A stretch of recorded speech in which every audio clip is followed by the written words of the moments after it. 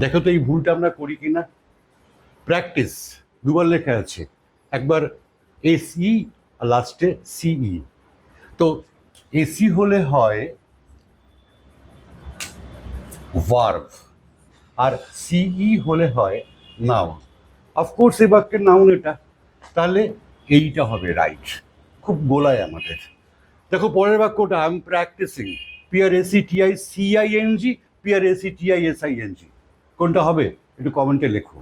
Next one, don't advice, ADVIC, don't advice me.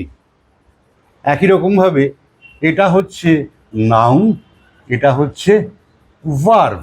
তাহলে এখানে নিশ্চয়ই বাক্যের ভার্ভ লাগবে আমার, এটা তো helping verb. So this one is the right. একইভাবে he gave me ADVIC advice, ADVICE advice, কোনটা হবে একটু কমেন্টে লিখে জানাও।